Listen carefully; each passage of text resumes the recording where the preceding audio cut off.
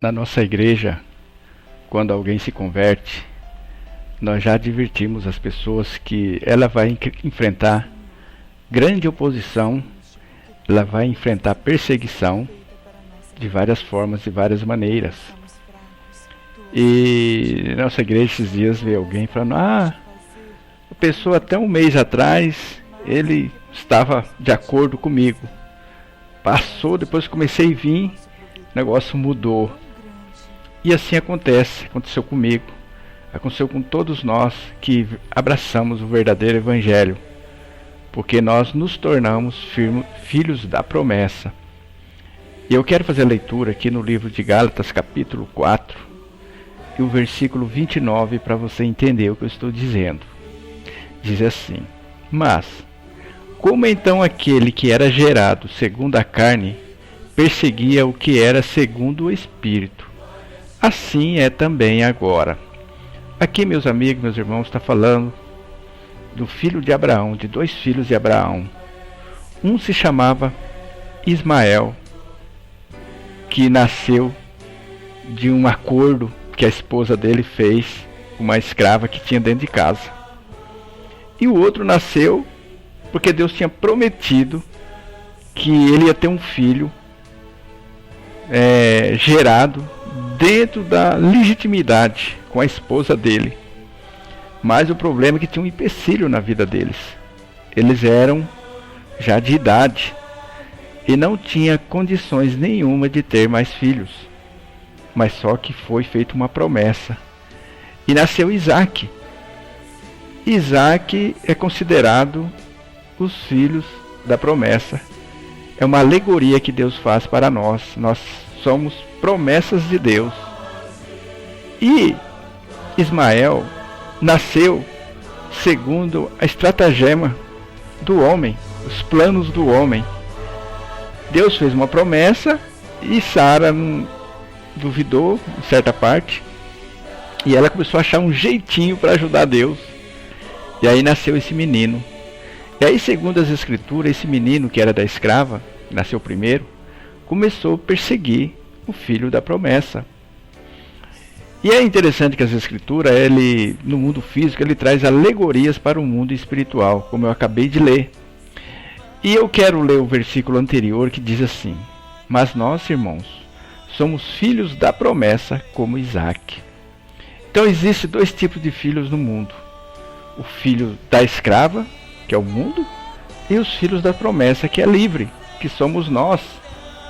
E no versículo 31 ele fala: de maneira que, irmãos, somos filhos não da escrava, mas da livre, que é do céu.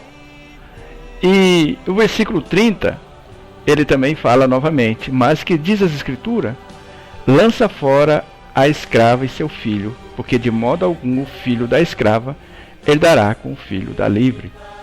E hoje acontece, meus irmãos, meus amigos, onde você está, talvez na sua família não tiver alguém que é filho da promessa, ele vai perseguir você. São várias formas de perseguição: é zombaria, são gracejos, e chega até extremos, né, que já aconteceu no nosso meio. As pessoas rejeitaram literalmente. Por quê? Porque, como foi dito hoje no nosso culto, que foi transportado do reino das trevas para o reino da luz.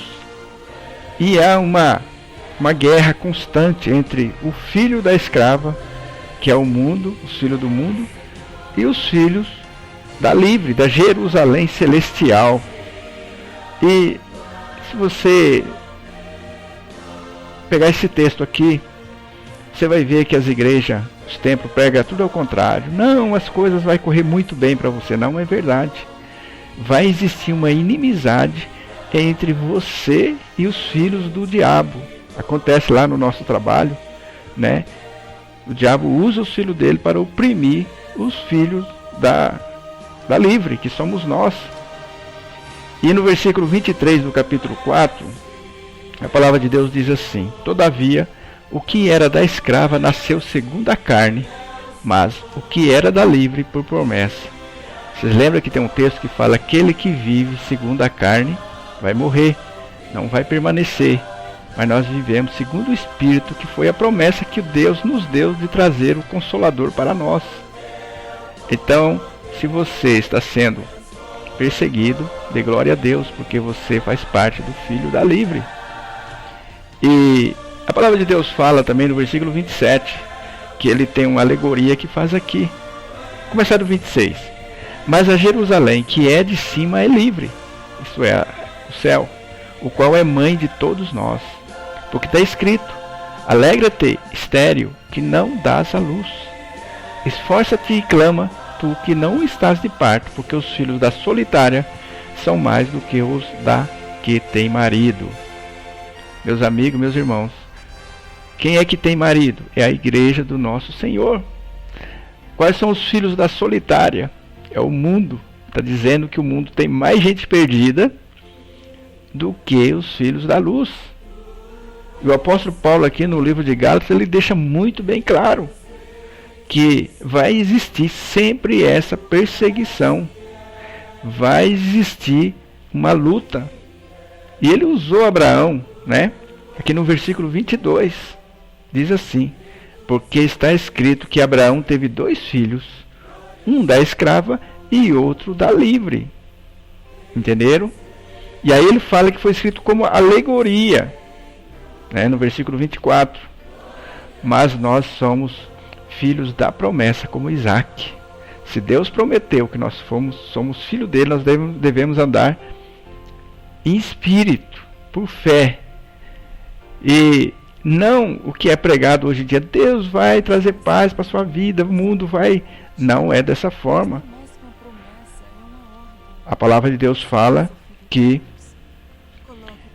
o filho da escrava vai sempre perseguir o filho da promessa. Eu gostaria que através desse pequeno vídeo esclarecesse você do que você está passando, se você realmente é filho da livre, que é do céu, que vive o verdadeiro evangelho. E às vezes até dentro dos templos você é perseguido, porque dentro dos templos tem filho da escrava. Dentro dos templos nem todo mundo é filho da livre, até liderança.